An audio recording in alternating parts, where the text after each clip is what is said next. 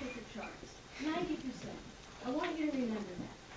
90% of sexual assaults are not, underlined, not reported. Because they tell us, and as Senator Gillibrand has said eloquently, we don't listen. They tell us they won't report it because they don't want to see it in the chain of command. And very last, look, this isn't something the senator pulled out of the air. Look at our allies. In Israel, since 1955, outside the chain of command. Canada, 98, outside the chain of command. Australia, 2005, outside the chain of command. United Kingdom, 2006. So don't let anyone tell you this is some idea that is so out of the mainstream. We are in the mainstream. The status quo is out of the mainstream. It isn't working, and I am as proud as I can be to stand with a coalition like this and just make a statement to those victims who are waiting for justice and to our colleagues who are looking at us and deciding. Please, please put your faith in change. Thank you.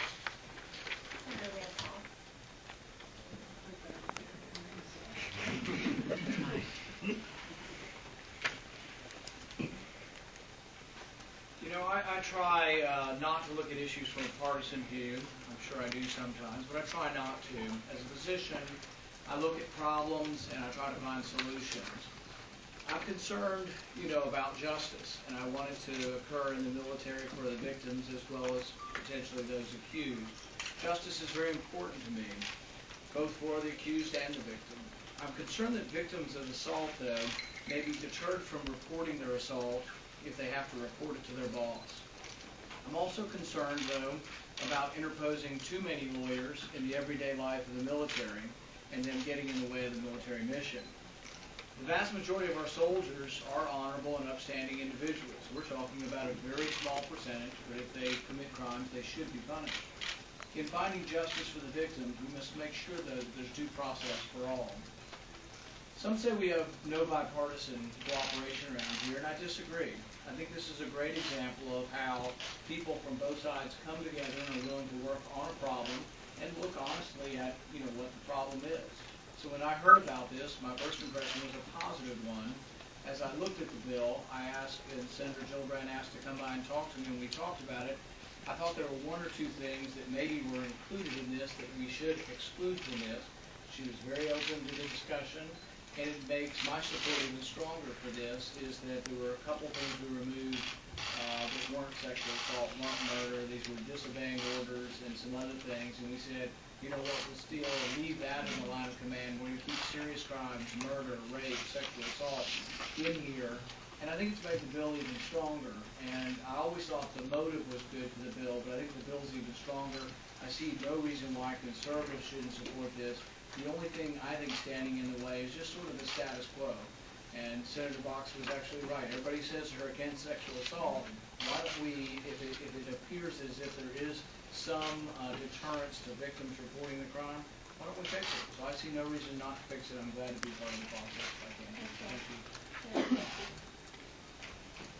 Thank you. Thank you.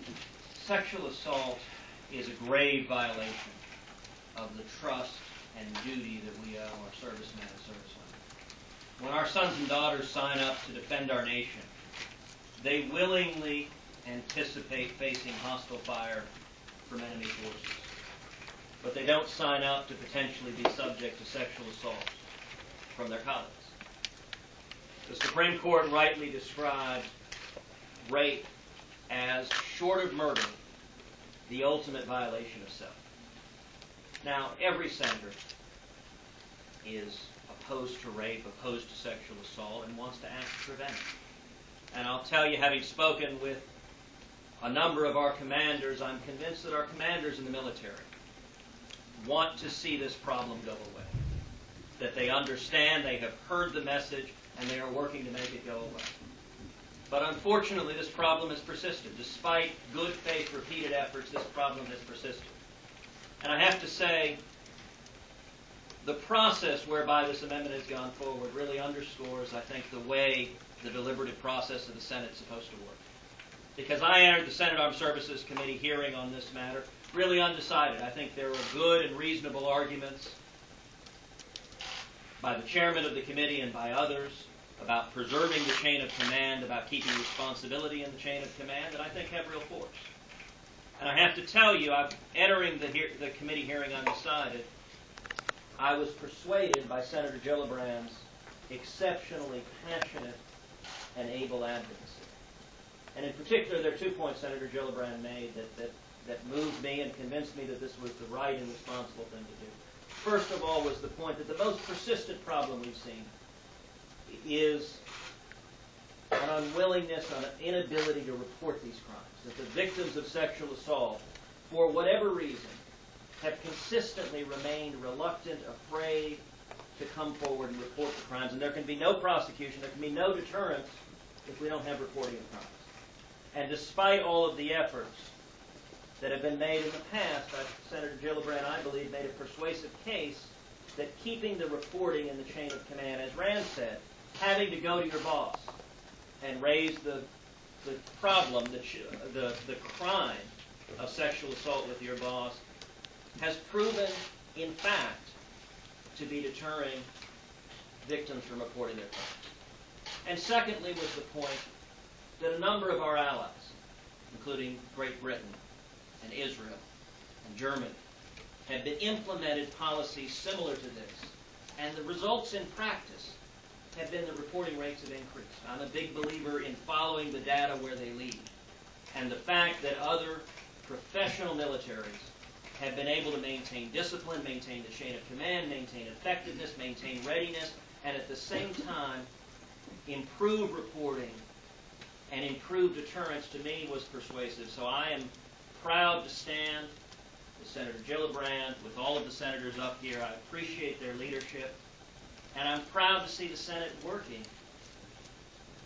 to fix this problem, to make sure that we protect every young man and every young woman who signs up to defend our nation, to defend our liberties, and to make sure that they have a safe, secure environment where they can trust their fellow soldiers and be secure from any threat of sexual assault.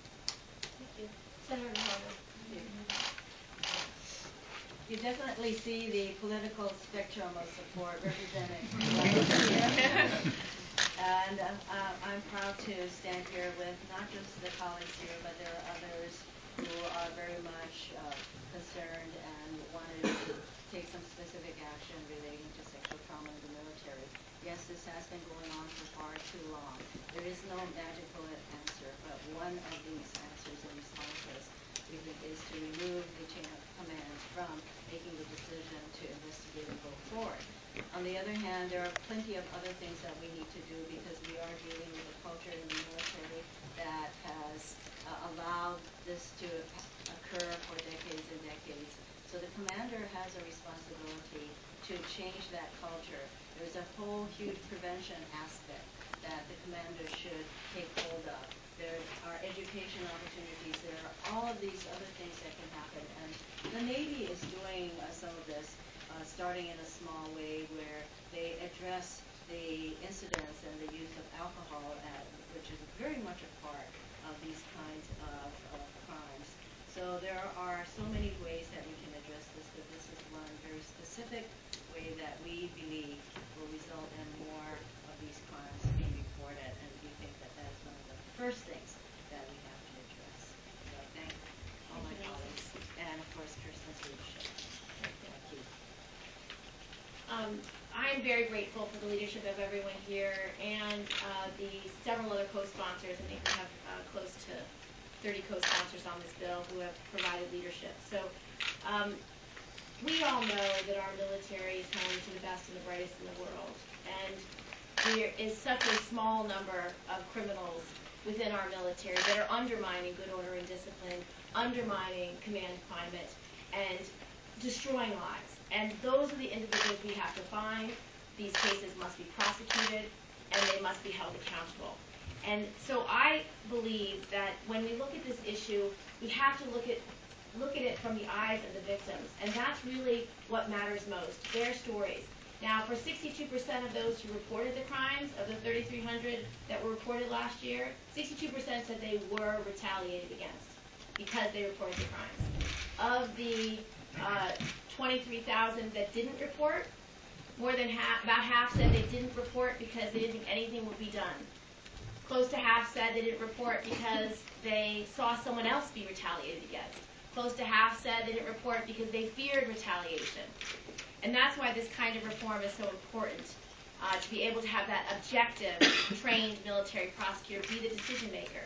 There may be less fear of retaliation, more hope of accountability, a greater belief that justice can be done.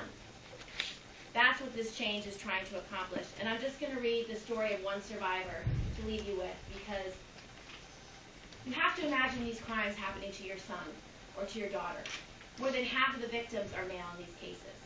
And until you begin to picture that in your mind, you are not going to understand the depth of destruction that is taking place in these victims' lives.